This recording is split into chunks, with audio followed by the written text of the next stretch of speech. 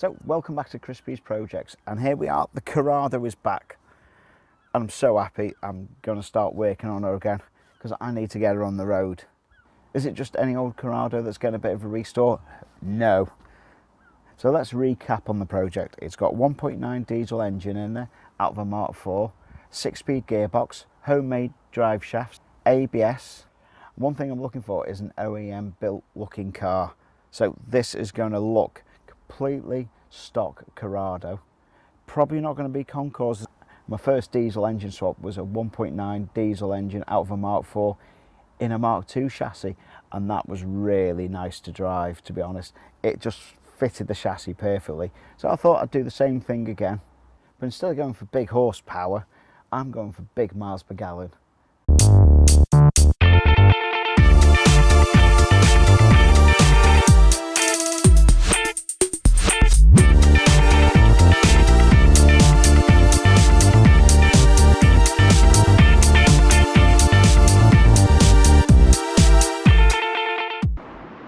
So this is how the vehicle sits now. So we've got 130 PD engine, which is far best diesel engine 3W have ever made. We've got a working ESP unit. I say working, I've not been able to fully function test it yet, but we're going to finish off that in these upcoming films.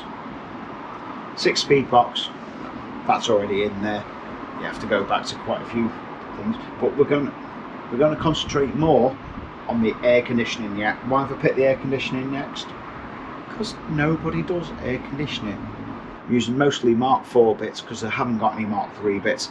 I have actually got some Mark III bits, or should I say Passat bits, but I found the Mark IV bits. Well, let's see. This is how the vehicle sits now. So I'm going to go back a couple of months. I'm going to go through what I've done to get it this far. I decided yesterday I was going to clean the seats, and that involved taking them out, and I thought I'd take the carpet out, and then I thought while it's all apart I might as well finish it all off, and I took the dash out as well. So let's have a look at the differences. There's the original Corrado, small fine, pretty much a Mark II idle. So I'm going to see if I can separate it here without taking this lump out. If I've got to take this lump out, it's not a big issue, is it? I'm going to try and compare the two boxes. I've wanted to put air conditioning in it because the engine had an air conditioning pump. We had bits and pieces. I've got wiring for air conditioning. And the car that I got, this white Corrado, actually came with an older style air conditioning box out of the same sort of era Passat. I can't remember if it's B4 or B3. But anyway, mid-90s, same floor pan. So somebody had actually got one of these. And then I was comparing it, I was trying to work out how to fit the aircon recirc valve. It was running an old Mark IV. This one runs from a vacuum. So as I was trying to work it all out, trying to compare it from the original one, which is very small, very puny, little fan. To be fair, it done the job. I was comparing the different boxes. And then I was looking at the Mark IV unit, which is pretty much identical looking at it. So VW have not changed the pattern of the moulds, they've just updated them, which is good for us because a lot of the mounting points seem very similar. I'm going to strip down the Mark IV air distribution box as far as I can to see how much I can actually port over and just see what the difference is. I don't want to be running the Mark IV Climatronic setup. It's good, it works, but that's not what I want. I want Corrado. So let's get these stripped down.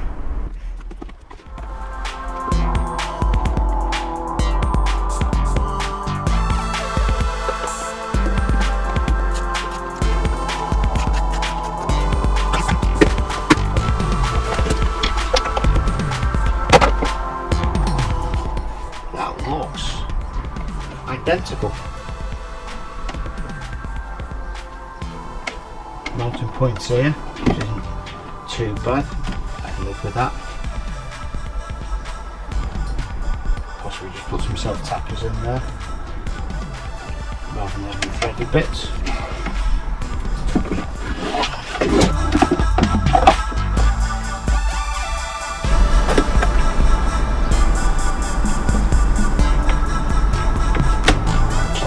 different, aren't they? I think they're both very close.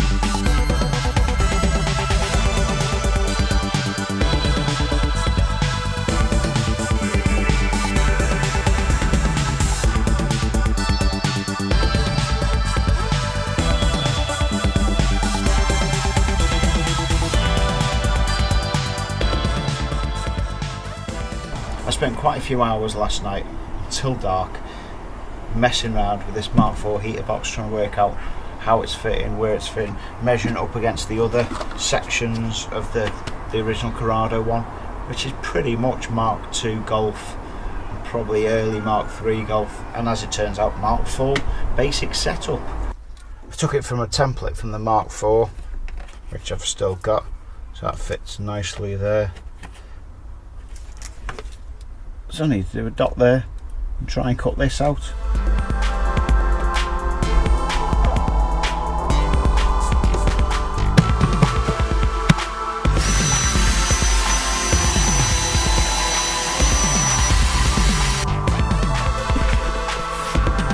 Just to protect stuff over that side.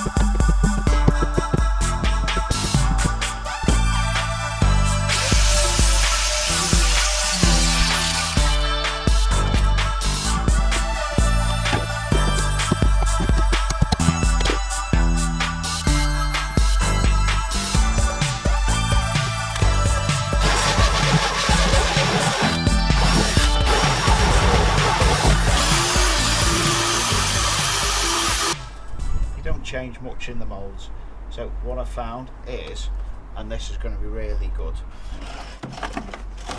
to get the inlet to actually line up on the Corrado one, I've had to change the mounting location in the end, because I sorted it all out, got it in, got it sat, but it just overlapped a little bit. But there's a hole just to one side, and I've moved over and used that hole and had to rejig this, and this has moved everything over just enough to sit in right. I'm quite happy with how that sits. And then I've had to remeasure and drill these two holes into the bulkhead.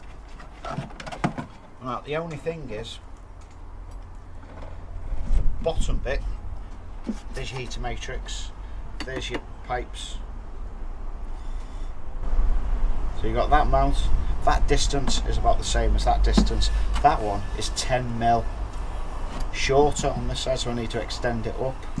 Just the way the bulkhead sort of sits in the Mark IV is different, it just curves in slightly, but it's only a very minor change, because when you measure, it's 10mm. So spend time measuring, remeasuring, checking, and you don't want to be drilling your bulkhead too much, because it's just going to end up like Swiss cheese. What holes we've got, and I'm going to sort out. So I'm going to make this a little bit longer using one of the original ones. I'm going to chop it off. I found quite a deep pitch screw, which I'm then going to weld on, measure, chop off what I need, just to get it that 10mm higher up, because I don't want to be cutting bits off this or extending this and gluing things on. It's not very secure. I want it to go down into the body as it was originally, because it's only these 3 screws that, sorry, four screws that really hold it onto the bulkhead. You think how heavy that is.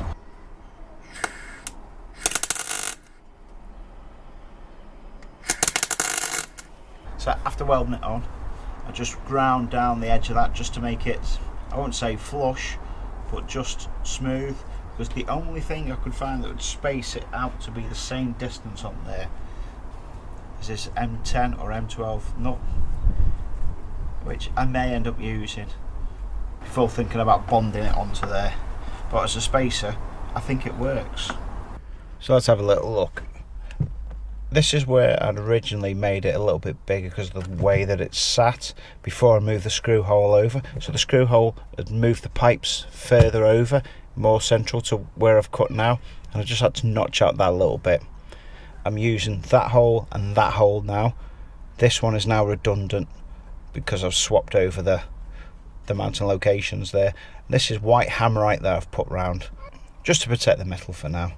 Right, and also the other holes that I'm using. So I've had to drill this hole, and this one's a new one. Right, and what I'll do on the other side is just put a bit of foil tape over the holes just to stop them from getting any water leaking in. Just got a little bit of duct tape. One thing I have definitely done, I've just measured, because it suddenly dawned on me, of these cables, these movement bits are all different. So I've measured each one of these cables to where they go on the corresponding heater box, measured the distance of travel, and they're the same. Now it's the following morning, I'll tell you, it was really doing my head in. This just would not fit right. So the water pipes go through at the right sort of height, the aircon utilises one of the bolts. This distance was just too much, too little. I ended up disassembling the little air duct to try and get round it, to try and work it out, and I was still struggling. I've undone it. I think I know what the issue is. All the bolts, there's 3 bolts that run along the top more or less, and there's only the one at the bottom for the height. So if I was to pull that bottom one out, it would then gain a bit of height on there. So that's the Mark IV heater box all bolted up, and just making a little bit of spacing on the bottom bolt that went through has lifted this up about 1.5 centimeters, which doesn't sound like a lot, but it does make a big difference. This top ducting, which feeds the air towards the dash and the screen, now actually lines up with the holes and overlaps its mounting points, which I've put a bit of duct tape in there just because they've never really that well fitted, which probably explains why some of the heaters weren't as good as they could be. This bottom bit I've still got left disassembled because it was a lot easier trying to measure it while it was all apart to make sure that this is the ducting that goes to the feet, because I still need to work out how to do these heater control cables. These are the ones that actually control all the flaps, which is slightly different from the Mark III style setup. Now it would be so much easier just to fit the Mark IV bits, but hey, that's not what I do. I want to keep it a 1989 Corrado. So in the next video I'm going to attempt to get all the controls working factory OEM. So if you found that at all useful, remember to share, like, and definitely subscribe. I hope I've given you a bit of encouragement that these old classics can stay on the road and they can still be drivable compared with a modern day vehicle. Remember, stuff like this is built and not bought. You're actually saving the environment by keeping these old bangers on the road rather than manufacturing a new car. You don't need a new car. This is plenty good enough. So thanks for watching, and I'll see you in the next video.